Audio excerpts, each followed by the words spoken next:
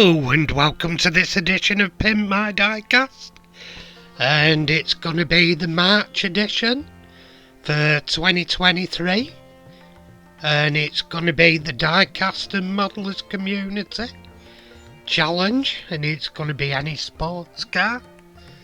And if you want to see these guys, what they're up to, check them out on Facebook.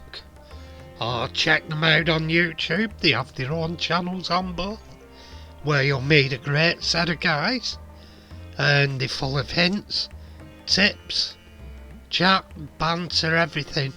Anyway, in this edition, I'm going to be doing the corgi, Lotus Europa, and it's been quite a break since my last vehicle I customised or restored. I've had quite a break. I've been busy with my model railway channel and doing other things, but I'm still going to sporadically post diecast because I still enjoy them occasionally. Anyway, here's what we're starting off with. A beat up and buggered corgi whiz wheels, Lotus Europa. And it takes me back to 1990, this, when I worked as a dog warden. And there was one in my local area I nearly bought. It was a yellow one, and it was left on a corner just abandoned. It was there months and months. It was probably succumbing to the normal problem, what Lotus stands for. Lots of trouble. Usually serious.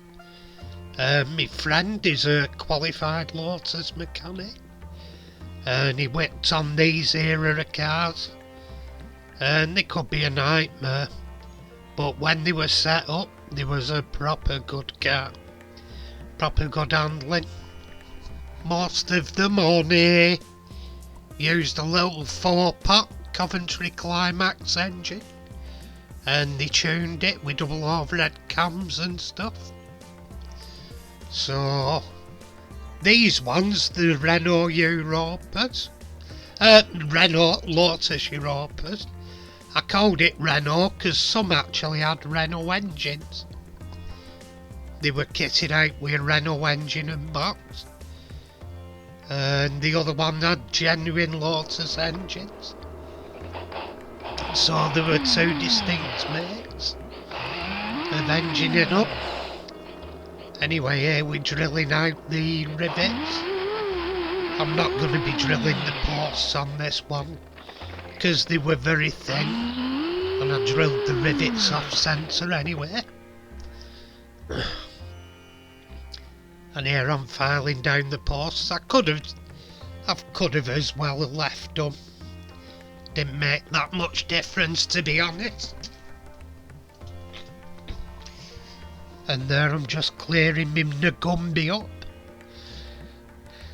And here I'm removing the wheels from the chassis. They're held in with a single spring loaded steel bar. And here they're in the caustic soda bath of doom, I tell you. Doom, it's doom for that paint. And there we go. Harmony, and it will be out in a second. And it'll be going to the wire wheel of death. And here we go. Taking all the oxidisation off. Cleaning up all the corrosion and etc, etc, etc. And what I'm doing here, I'm spraying on a black satin onto the yellow plastic piece. You never ever saw something that violently yellow, a car interior like that. And what I'm using there, I'm using black tack to hold me parts onto files and stuff while I spray them. This one's having a dash of primer first. And then after that, this one's getting a dash of primer in a minute. There we go, dash of primer going on.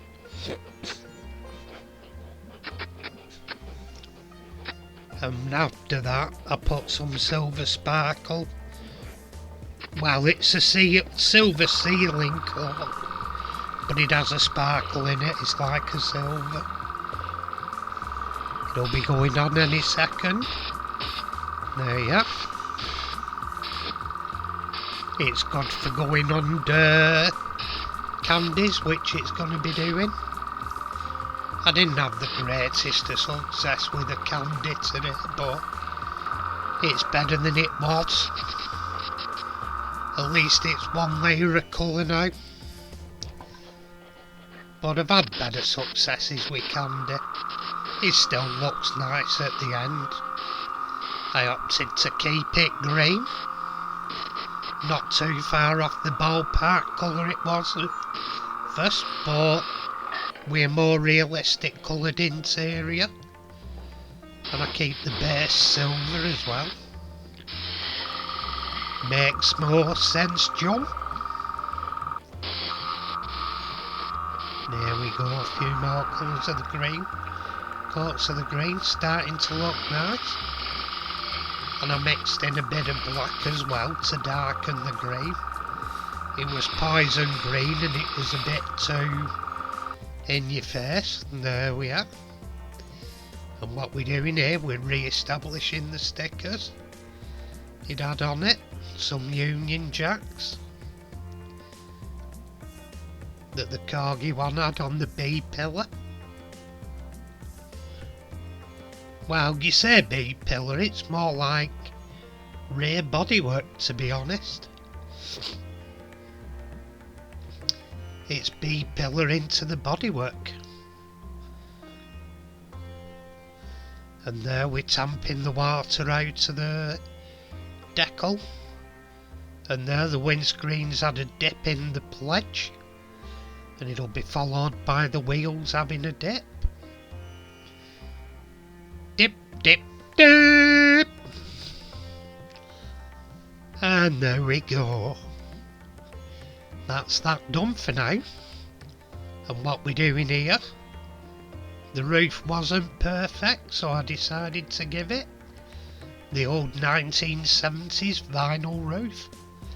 Why wouldn't you? It'd be wrong not to. And just tidying up the edges here. There we go, edge of the roof tidied up. Any bits I've missed off, tidied up, give it a bit of a stippling action so it looks more like the vinyl. And here we're painting on the tail lights. And Lotus, they used a lot of things for the cars out of other car manufacturers' bins. Believe it or not, I know it was on the Elan and it looks same on this, but I'm pretty sure, if I remember rightly, the front bumper was off a Ford Anglia 105e. I know it certainly was on the Elan. I think it would have been on the Europa. It definitely looks Anglia shaped, that bumper. And doing the door handles. I think some of the door handles on Lotuses, on the later Esprits, they were the door handles that we used on Morris Marinas. They were atrocious for robbing parts bins, Lotus. And here I'm just gluing on the rear engine and rear panel and super gluing it back together. And here's where we finished up. We've got a model Doris and a photographer Doris. There's some figures I got off eBay. They were unpainted, I had to paint them myself. But I've got a few different figures and they're good for showing off on the rotisserie of doom. Makes a little bit nicer view of them. And that cheeky minx has got a bum cheek out there. The little rascal. She should worry. Stay to the other. Anyway, hope you've enjoyed, people.